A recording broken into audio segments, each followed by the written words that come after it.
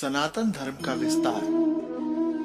सनातन और धर्म क्या है, हिंदू क्या है, प्रायः यह विषय समाज में उभरता रहता है। जहाँ तक इसका सामाजिक परिवेश में वक्तव्य देखा जाता है, इसकी समझ और परिभाषा ही अपूर्ण सी दिखती है। यहाँ मैंने दो चीजों का प्रयोग किया, एक तो सनातन धर्म और दूसरा हिंदू। पहले हम सनातन धर्म और धर्म को ही समझ लेते हैं। करोड़ों वर्ष पूर्व जब यह धरती बन रही थी, तब यह समूची ही एक धरती मात्र थी। मैं इसके जीव विज्ञान में न जाते हुए इतना ही कहता हूँ कि इसमें ईश्वर प्रदत्त सनातन यानी के एटर्नल या जो समूची प्रकृति और सत्य पर आधारित नियम है, जो सदैव ही लागू होते हैं, उनका अधिपत्य या अनुशासन था।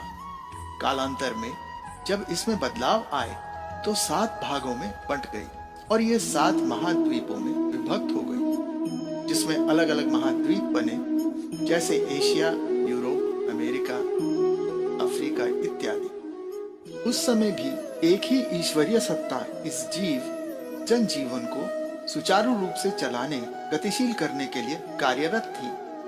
क्योंकि ईश्वरीय सत्ता में सब जीवों के उद्धार के लिए व्यवस्था है, तो भिन्न स्थानों पर उसने अपनी प्रेरणा से उत्तम साधक भेजे जो उसकी सत्ता के बारे में बतलाएं।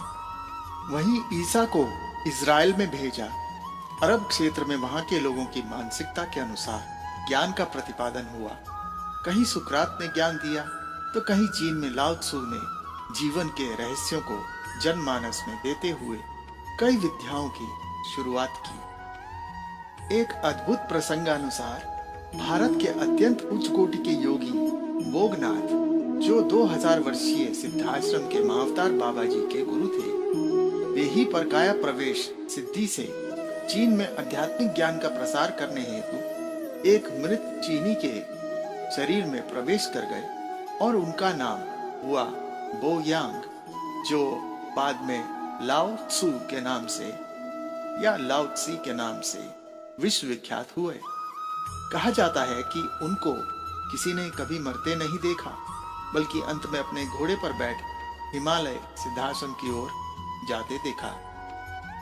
इसी ईश्वरीय सत्ता जो सनातन है, इसने इस पृथ्वी के सभी क्षेत्रों में उसके अनुसार सूर्य की रोशनी, प्राकृतिक छटा और सौंदर्य भी दिया।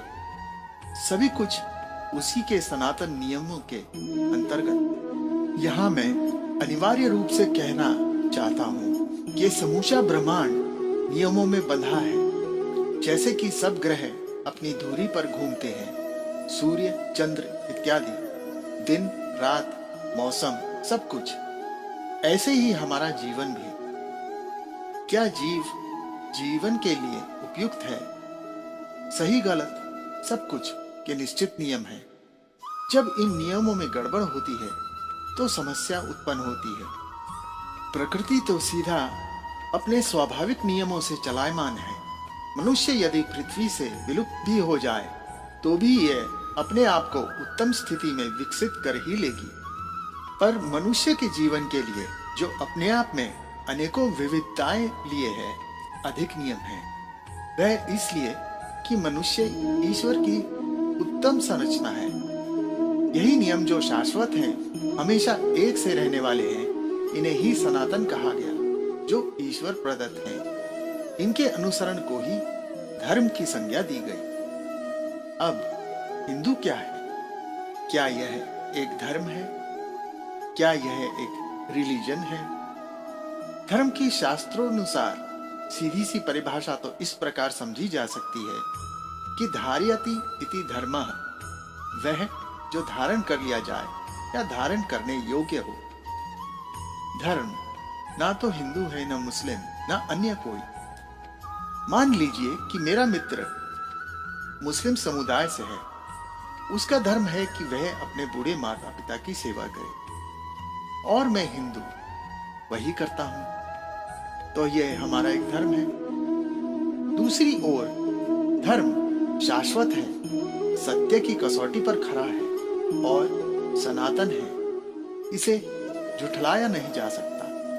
यह जैसे सतयुग में था, वैसा ही त्रेता द्वापर पार करता हुआ कलिकाल यानी के कलयुग में भी वैसा ही दैदीप्यमान है।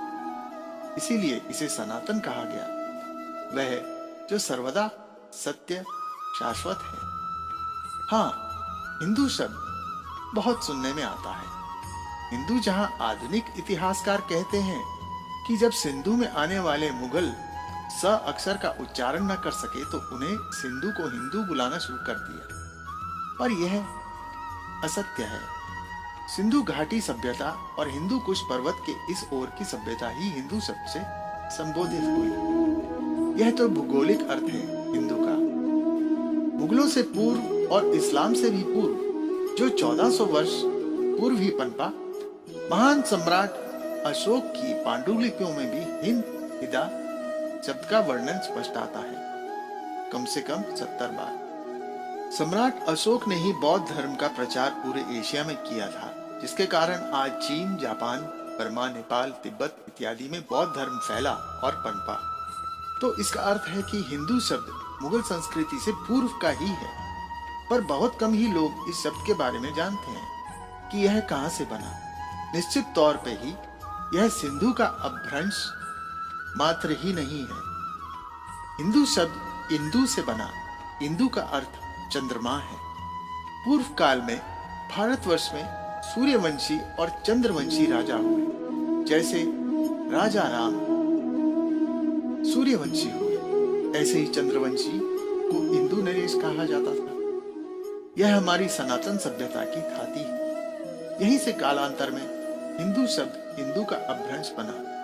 वास्तव में तो देखा जाए तो हिंदू कोई धर्म नहीं है, लेकिन वही हिंदू हमारे भारतवर्ष की गौरवशाली सनातनी संस्कृति को दर्शाता है, क्योंकि जहां एक ओर समस्त प्रकृति ईश्वर के नियमों से चलती है, वहीं भारतवर्ष बहुत प्राचीन काल से ही समस्त ज्ञान विज्ञान का केंद्र रहा है। यही सब दिव्य अवतार हुए, वेद शास्त्र हुए और अनगिनत ऐसी प्रणालियां विकसित हुई जिनसे कि जीवन, आत्मा, ब्रह्मांड के रहस्यों को जाना जा सके और ईश्वर तक पहुंचा जा सके। यदि सनातन हिंदू धर्म को सही मार्गदर्शन से समझा जाए तो यह अद्भुत है, जिसमें मानव कल्याण और उत्थान के रहस्य छिपे हैं। अधिकतर हम उत्तर भारत में जब हमारे गौरवशाली सनातन के इतिहास की बात सोचते हैं तो हमारे चिंतन में आर्य सभ्यता या आर्यों का चिंतन भी आता है। लेकिन जहां इसमें आर्यों का योगदान रहा है, वहीं दक्षिण की उन्नत द्राविड़ संस्कृति का भी योगदान कुछ कम नहीं है।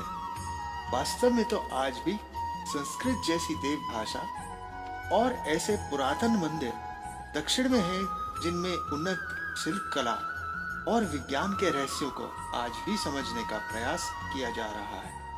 जहां बहुत से वेदकालीन ऋषि हुए, ग्रंथों की रचना हुई और जहां एक और भक्ति पनपी, वहीं ज्ञान विज्ञान का भी विस्तार रहा।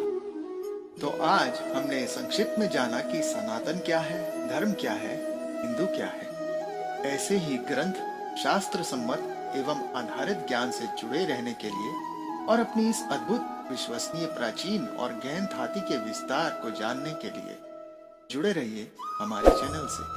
बेल आइकन दबा दें, जिससे कि आपको आने वाले नए वीडियो सबसे पहले मिल सके।